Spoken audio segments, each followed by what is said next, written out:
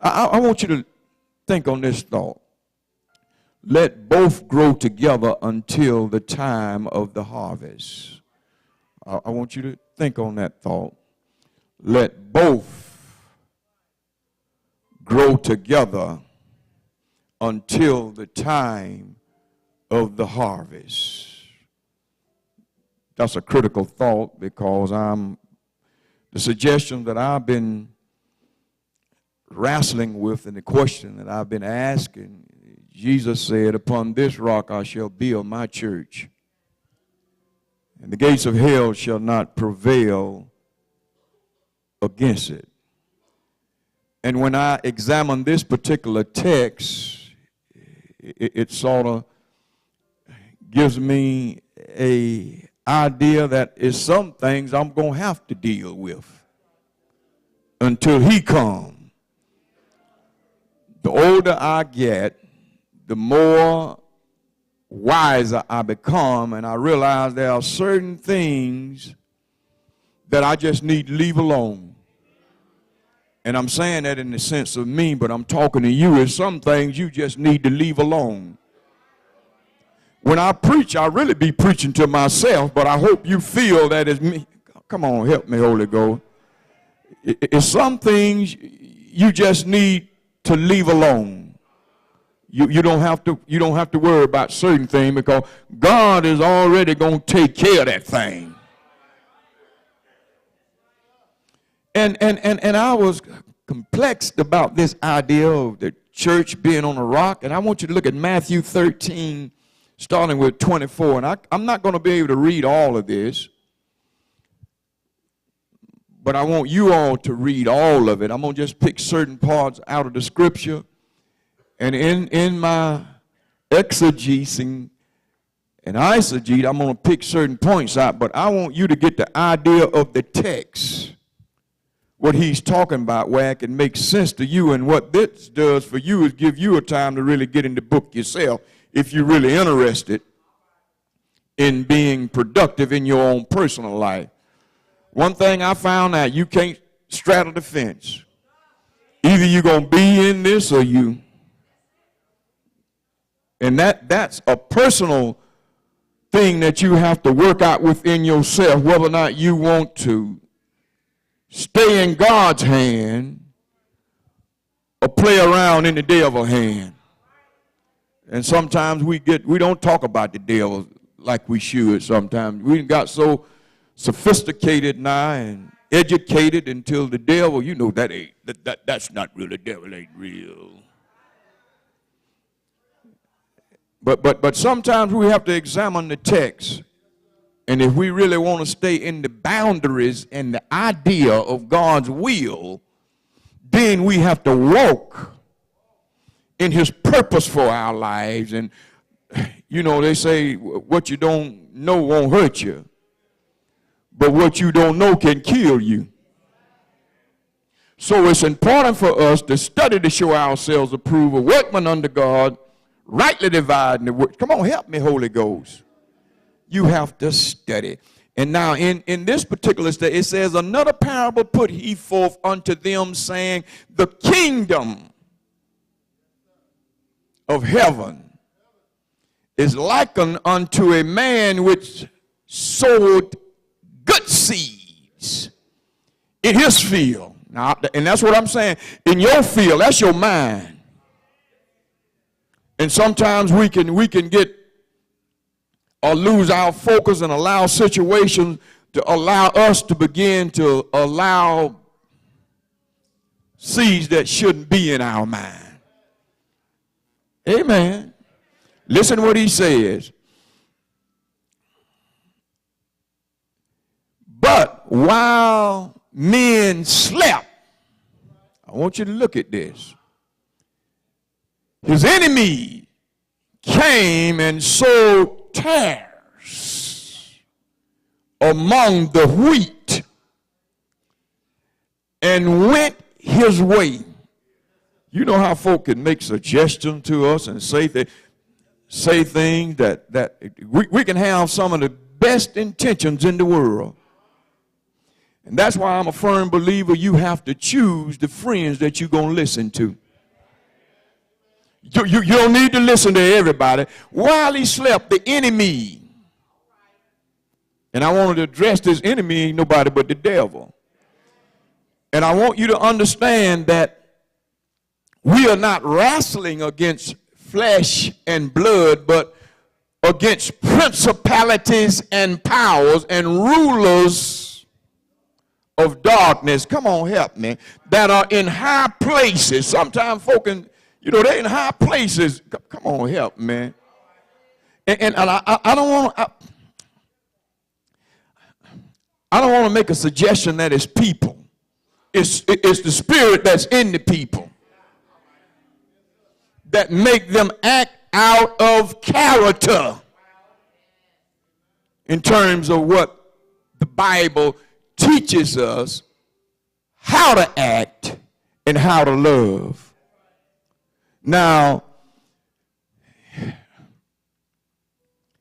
the Bible says you got to even love your enemy.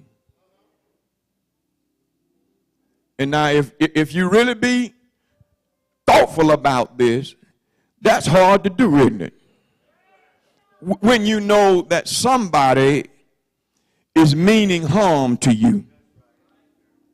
And you have to love them anyhow. Now just think about that. How many of you had experiences that you know somebody been trying to work and do for your detriment? Said things about you that were not true, trying to call you everything but a child of God, but you have to, in terms of the love of God, to tell you now, you can't be two. Either you gonna is or either you ain't. And I struggled with this for years, trying to deal with people that I know don't like me.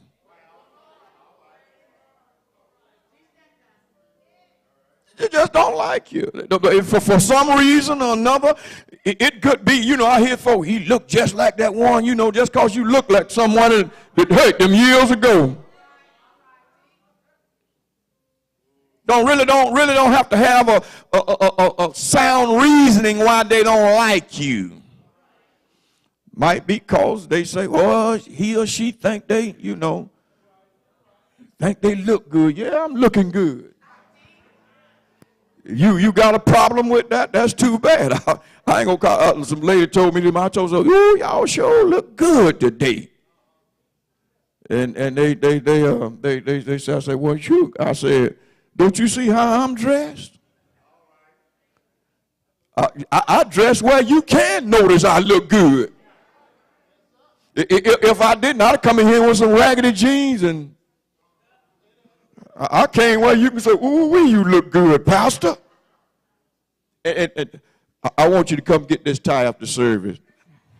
Charles, stand up over there for a minute. I'm talking about something that look good. Let's look at that. Give him a hand. He dressed for success. And when the service is over, you make sure you come get this tie. He'll show up. But now let me see, can I get back where I want. He said, but while they slept, the enemy came and sowed tares. And what I wanted to let you see the difference in how tares look and wheat look. Both of them at a young stage look just alike. Let me get this on down, and then I'm gonna show you that next Sunday, the computer working right. But when the blade was sprung up, it brought forth fruit. Then appeared the tares also. Wheat brings up fruit. Tares don't produce nothing, but it looked like wheat. In other words, wheat looks like I mean, say tares looks like what is not. It's hard to distinguish when we say Christians and the non-Christians in terms of being in God's house. It all looks like we all look good, all dressed up in sharp, but it says when the tares grew up, a blade come out. Come on, help me. A blade. And don't you know, as some folk, and I'm using this suggestion, and I don't want you to take it out of text, but I just thought of that when I said blade. Some folk will cut you in the back, cut your throat with a blade. I'm talking about this blade.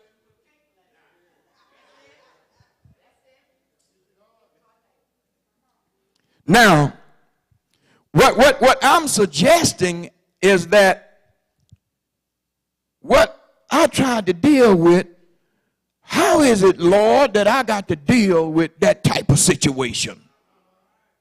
When he said, if I was on the rock, you feel what I'm saying? He said, upon this rock, the gates of hell will not prevail. And now he's telling me that I'm going to have to deal with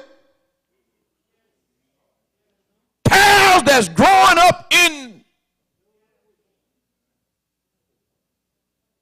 And I was confused about that.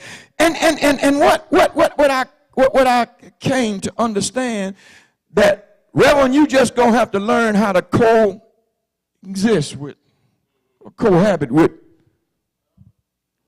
Don't worry about the tares anymore, because God has already made a plan for them. I'm trying to figure this thing out, because I want to keep myself fresh and excited. But you know, when situations don't work the way you want to work, it troubles you. Sometimes you get confused. I know those of you who have jobs and situations and home life and other social activities that you deal with, and things that just doesn't look right. They don't work right. And then we get all bent out of shape trying to deal with situations that God is already going to take care of. Let me say this again. God is already going to take care of it. So what I said in my mind, even though I know that is a tare, He said, don't bother them. Those of them, they might worry about this and that, and this person doing that, and that person doing. Don't worry. What he says, and I want you to read all that text and go all the way down to the bottom of it, and you can figure out the end of the story. Sometimes going on down to the end and read the end, and you'll know the end before the beginning. You don't have to worry about it. He said, leave them alone. Let them all grow together. I said, man, and I was thinking in my mind, mean to tell me I'm going to have to be tied up with. He says, now, don't pull it up. Leave it alone. Let it grow, because the tare wraps its root around the wheat. Somebody help me. And if you pull it up, you'll be pulling up the production out of it. Oh, help me. He said, leave it alone. Learn how to coexist, because I already got it worked out.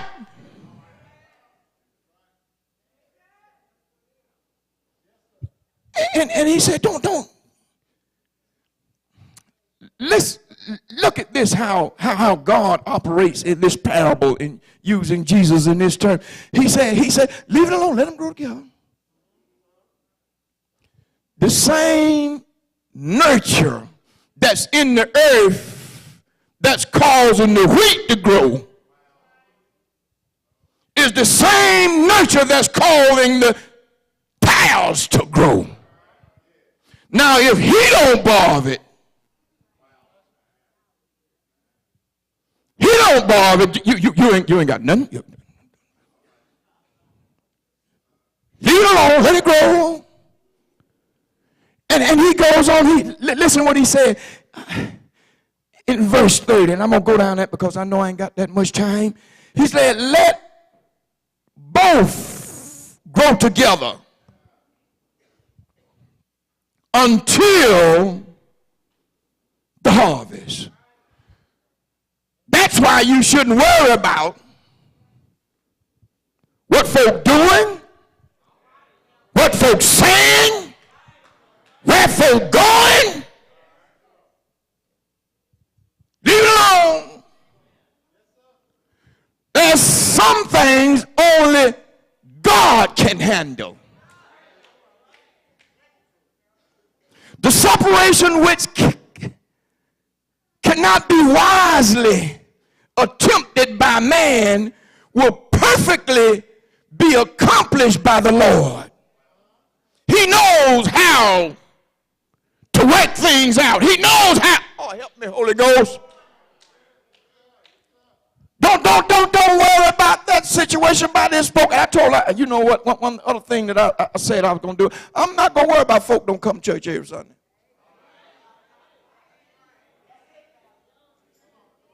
Say a word and you ask them, they get mad at you. Ain't no sense in worrying. Ain't no sense in asking no more. Ain't no sense in telling you every Sunday, oh, where you been out? No.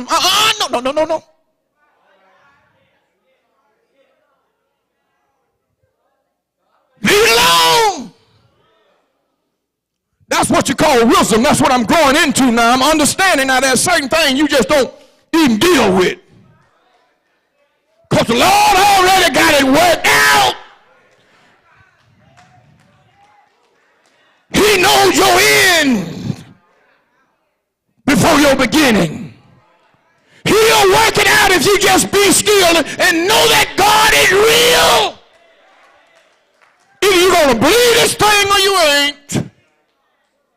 I know it's confusing, especially with mothers and fathers when their children are acting like tares.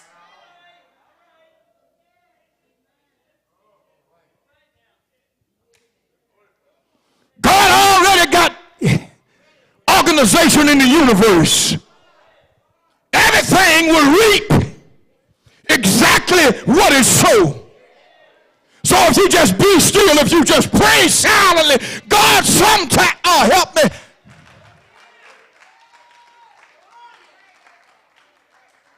I found out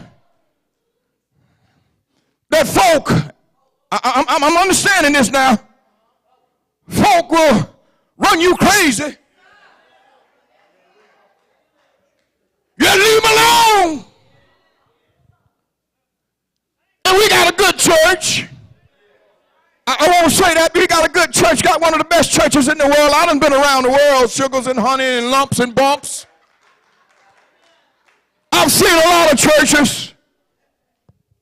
And we got a good church. But it don't take but one towel in.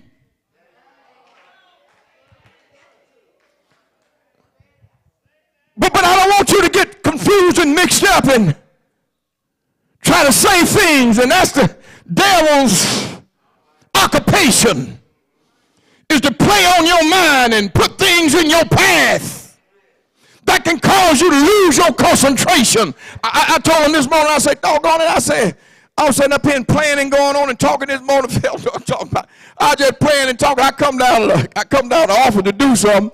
And I stopped for about 10 minutes, and I was just laughing. We were just laughing and playing. I said, doggone it, I forgot what I go in the office for. I said, and I understand now why you don't supposed to be fooling around with folk you go. You're supposed to keep your mind stayed on God. If you just listen to yourself and watch your own actions, that's the best teacher in the world. You just watch what's happening. Pay attention now. Now, I ain't going to do that no more, Angela. But if you just hold on, and I got to go to God's unchanging hand, I know he will. I've seen it. And I know some of you seniors have seen how God has made a way out of no way. I've seen it even in my own walk when I didn't have nothing to pay my rent with. When I didn't have nothing on the table to eat. Oh, just somebody help me. I've seen it, children, when I was so raggedy that when I saw people that I went to school with, I would hide because I was ashamed of how I look. That's the reason why now I can stand and say thank you. I'm just not saying it because I heard somebody else say it. Thank you, Lord, because you brought me.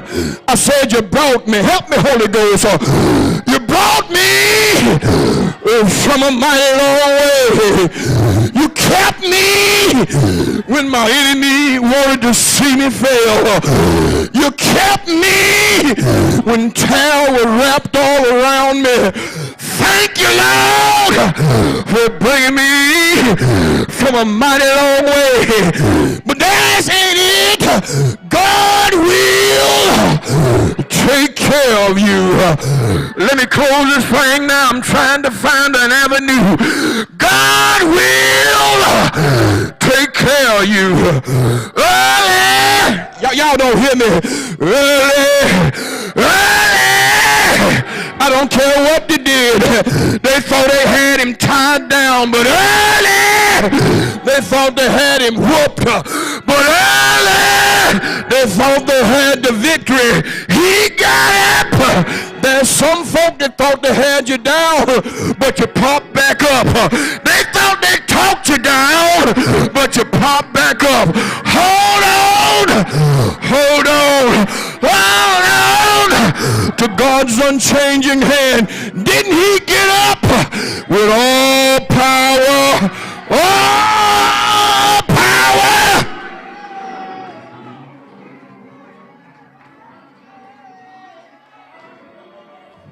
Just read the end of the story. And God has already worked it out for you. Ain't no sense in you worrying about terror and those things that are detrimental and hurtful to your heart and mind. There are some things that you shouldn't even allow to enter into your mind. I learned that when folks say things to me and it hurt me, I learned now how to put up a defense. Y'all know about football. Put up a defense on when they say things, because if I listen to what everybody have said and hurt me with, I wouldn't be where I am today. But if it weren't for the Lord on my side, and some of you can witness to yourself right now, if it wasn't for the Lord on your side,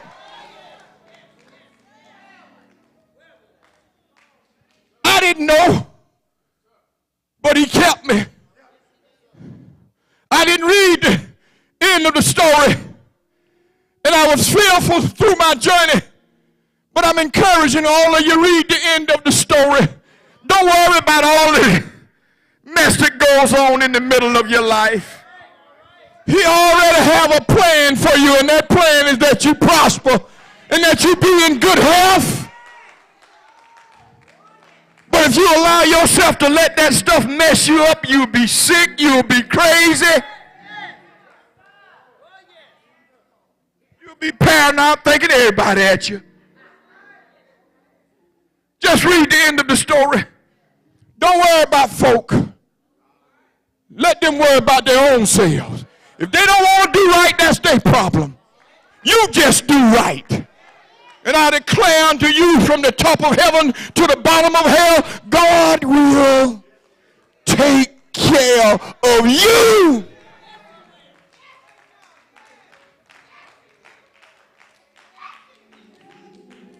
He'll take care of you. The battle doesn't belong to you. It belongs to the Lord. You better put Satan on notice. Tell him, say, your time is almost up. Because I'm about at the end of my story with you. And I declare unto you, he will. The doors of the church is open. He will, he will, he will, he will, he will, he will.